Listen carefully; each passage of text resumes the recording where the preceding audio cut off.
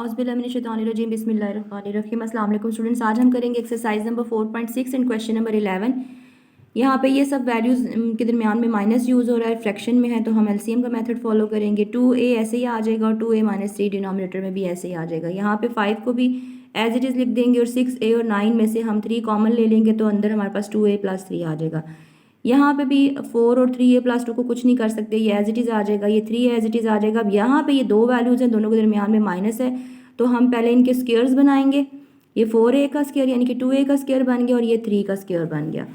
Next पे हमने जो वैल्यू सॉल्व नहीं होती, जैसे ये सब इनको एज इट इज़ लिखा क्योंकि ये सॉल्व नहीं हो सकती अभी, लेकिन यहाँ पे जस्ट ये वाली वैल्यू सॉल्व हो सकती है। एक दफ़ा प्लस और एक दफ़ा माइनस में हमने लिख दिया। अब हमने लेना है इनका एलसीएम के लिए यहाँ पे ये जो 3 वैल्यूज़ यहाँ पे ये स्टेप फिर एक दफ़ा शायद रिपीट हो गया अननेसेसरली। यहाँ पे ये तीनों वैल्यूज़ जो हैं ये रिपीट हो गया स्टेप। मैं इधर आर लिख देती हूँ, आप इसको काट दीजिएगा। यहाँ पे ये 2a-3 इधर भी है और यहाँ पे भी है, तो हमने एक दफ़ा लिख दिया। फिर 2a+3 इसमें भी है और इसमें भी है, तो हमने एक दफ़ा लिख दिया। और 3 दोनों में है तो हमने एक दफ़ा लिख दिया। तो ये हमारे पास बेसिकली एलसीएम आ गया। अब हमने फर्स्ट वैल्यू के डिनोमिनेटर को चेक करना है। 2a-3 इसमें है डिनोमिनेटर में, तो यहाँ से जस्ट ये कटेगा और आपके पास 3 ऐसे क्रॉस नहीं करना आपने, जस्ट इमेजिन कि ये ख़त्म हो गया और यहाँ पे 3 और 2a+3 हमारे पास यहाँ पे आ गया। तो और जो ऊपर डिनोमिनेटर पड़ा है वो भी हमने एज इट इज़ लिख दिया। अब यहाँ नेक्स्ट वैल्यू में देखें तो 3 और 2a+3 ये यहाँ पे दोनों सिमिलर मैच कर गए हैं, तो 2a+3 हमारे पास बच गया और हमने यहाँ पे वो लिख दिया। 2a+3 क्रॉस हो गया, 2a-3 बच गया, तो हमने 2a-3 लिख दिया। ये 3 और 2a+3 ये और ये, तो हमारे पास 2a-3 रह गया और साथ में ऊपर 5 पड़ा है, हमने वो लिख दिया। अब यहाँ पे आपके पास देखें ये 3 गया इसके साथ, 2a+3 इसके साथ गया और 2a-3 इसके साथ गया, तो ख़त्म, यानी कि पूरा डिनोमिनेटर ख़त्म हो गया। तो जस्ट डिनोमिनेटर की वैल्यू को हमने यहाँ पे लिखना है। अब नेक्स्ट स्टेप में हम इनको आपस में मल्टीप्लाई करेंगे, ब्रैकेट्स को ओपन करेंगे। 2 3 6a होता है और 2a+3 हो जाएगा और यहाँ पे 5 अंदर मल्टीप्लाई होगा और यहाँ पे 4 अंदर मल्टीप्लाई होगा। तो देखिए आप यहाँ पे -10 आ गया, जहाँ पे माइनस का निशान था तो ये अंदर प्लस हो गया और यहाँ पे भी माइनस का निशान था तो ये भी अंदर प्लस, ये माइनस का निशान था तो ये प्लस माइनस हो गया। अब ये 6a को हम अंदर मल्टीप्लाई करेंगे तो कुछ यूँ हमारे पास वैल्यूज़ आ जाती हैं। 12a का square plus 18a minus 10a, ये प्रीवियस वैल्यूज़ हैं, प्लस 15 माइनस 12a माइनस 8 और डिनोमिनेटर को ऐसे लिख दिया। अब इनको सॉल्व करें, 12a की कोई वैल्यू नहीं है तो 12a फिर ऐसे ही आ जाएगा। 18a माइनस 10a और minus 12a, plus minus minus होते हैं, साइन बड़ी वैल्यू का आएगा तो इन दोनों में से 8a रह जाएगा और फिर उसके बाद प्लस 8a में से minus 12a, plus minus minus होते हैं, साइन बड़ी वैल्यू का आएगा, माइनस 12 में से 8 निकालेंगे तो माइनस 4a रह जाएगा। यहाँ पे प्लस माइनस माइनस होते हैं, साइन बड़ी वैल्यू का आएगा, 15 में से 8 गया, बाकी 7 आ गया। तो ये हमारे पास इस क्वेश्चन का आंसर है। नेक्स्ट क्वेश्चन में अगर आप आएँ तो हम पहले इनको अरेंज करेंगे। 5 ओवर ये देखें ये -18x का स्क्वायर पहले आ जाएगा, फिर ये x आ जाएगा और यहाँ पे 5, यहाँ पे भी इसको अरेंज करें तो 2x का स्क्वायर पहले आएगा, फिर 5x और फिर +2। अब अगर आपने देखा शुरू में वैल्यूज़ के माइनस नहीं आना चाहिए तो हमने वो माइनस को कॉमन ले लिया, तो अंदर निशान बदल गया और चीज़ सारी की सारी ये ब्रैकेट में आ गई और ये माइनस जो था वो 5 के साथ हम लिख सकते हैं, हमने वहाँ लिख दिया।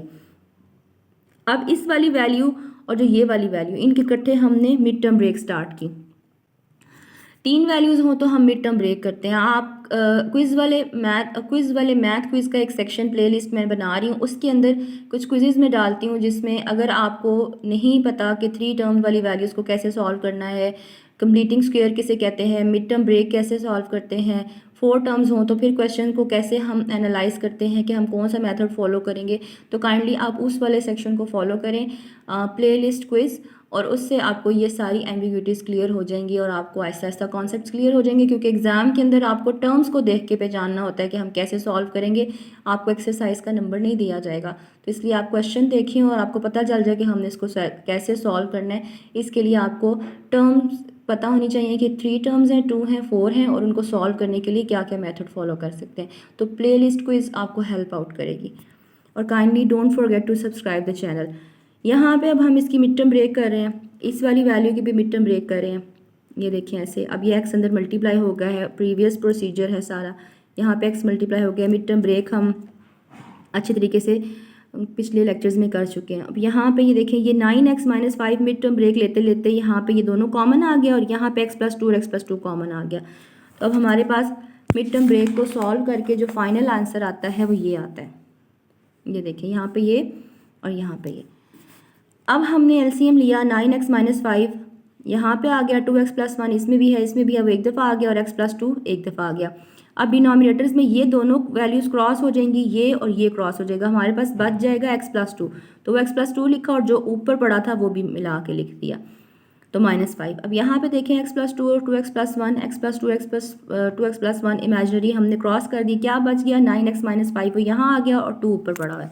अब आपने यहाँ पे -5 को अंदर मल्टीप्लाई करना है और यहाँ पे 2 को अंदर आपने मल्टीप्लाई करना है, तो बाहर माइनस है तो ये अंदर निशान सारे हमारे पास बदल जाएंगे, ये माइनस माइनस प्लस हो जाएगा। अब आपके पास similar values plus minus cross हो जाएंगी और 18 और 5 मिलके -23x, और यहाँ पे ये। अच्छा, आपकी बुक में ये क्वेश्चन जो है ये यहाँ पे ये जो माइनस है ना, ये अंदर मल्टीप्लाई होके उन्होंने 5, चूँकि ये उन्होंने क्वेश्चन कुछ इस तरह से कर दिया है, मैं आपको बता देती हूँ। 23x ओवर ये माइनस जो है ना, ये इन सब से मल्टीप्लाई हुआ है, तो ये माइनस ये आपके पास बन जाएगा 5 - 9x, 2 - x and 1 - 2x। Math में वैसे तो प्रेसिडेंस हमेशा x की वैल्यूज़ को होती है, लेकिन एक और मैथ का रूल है, जिस शक्ल में क्वेश्चन होता है ना उसी शक्ल में उसी फॉर्म में आंसर होना चाहिए। तो चूँकि इस क्वेश्चन की फॉर्म ऐसी थी कि जो कॉन्स्टेंट्स थे वो पहले आ रहे थे, वेरिएबल बाद में आ रहा था, तो हमने आंसर में भी ऐसे ही कर दिया कि कॉन्स्टेंट्स को पहले कर दिया, वेरिएबल को बाद में कर दिया। तो अगर आप ये आंसर लिखेंगे या ये आंसर लिखेंगे, दोनों आंसर्स करेक्ट हैं। और इसके साथ ही हमारा लेक्चर एंड होता है। Kindly don't forget to subscribe the channel, like the video and share it. और ये 13 क्वेश्चन ये आप खुद करें, अगर आपको समझ नहीं आता तो मैं इसका स्क्रीनशॉट लेके कम्युनिटी पे पोस्ट कर दूँगी। ओके, अल्लाह हाफिज़ एंड टेक केयर।